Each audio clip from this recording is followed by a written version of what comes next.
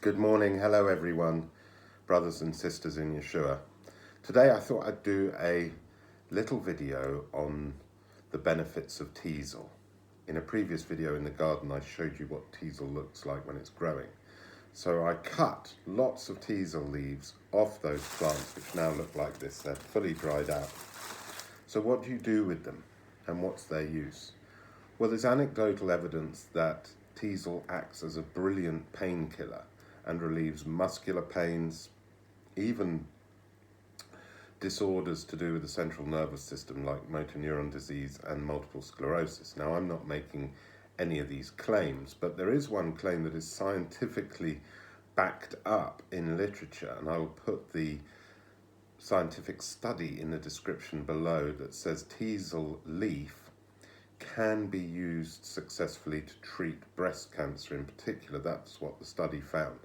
So I'm assuming that that is something that's of interest to people who know that other ways of treating cancer, like destroying cancer cells using lasers and radiotherapy and chemotherapy, may not be their choice. They may not wish to destroy the cells of their body in the hope of curing themselves, that cancer really is a response to a toxic problem, and we need to find ways of treating the toxic problem rather than simply destroying cancer cells. That's what my research has led me to believe, but I'm not an expert, I'm not a scientist, I'm not a doctor, I'm none of these things. I'm a father, a child of Yah, and a husband, and it's on my heart to show the benefits of teasel, or at least to give out the information as to how to prepare the teasel as best I know how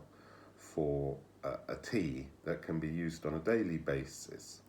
So here is the teasel, here are the teasel leaves. Now, what you also need, once you've brought the leaves in, cut them at the stems and dried them out thoroughly, we hang them up on a rail next to our front door and they dry in about 2 weeks. We've had them here for about 6 weeks, so they're super dry now, which makes them really easy to take the leaf off the spine of the leaves.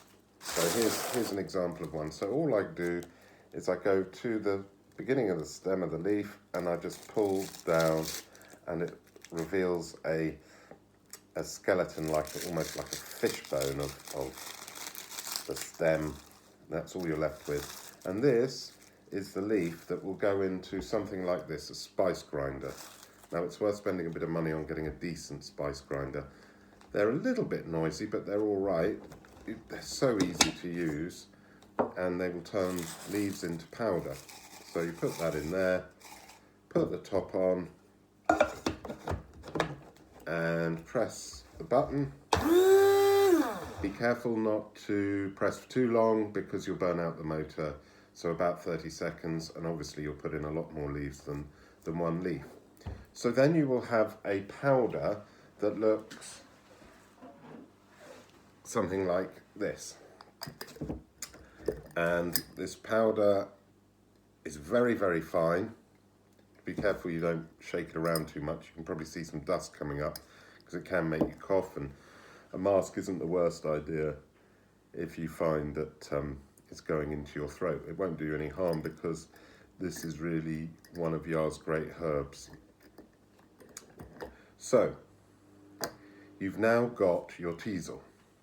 So what I've looked into and what I have suggested to people who wanted some herbal treatment for their cancer, or even using it as a preventative measure so that your toxic overload is not as toxic as it was before, because we live in such a toxic world, whatever's coming out of the sky, all those planes and so on, and the food that we eat from supermarkets, that's incredibly toxic. The use of pesticides and herbicides, the bread that we eat, the desiccants used on the corn and the wheat, and our washing of our clothes in detergents is incredibly toxic.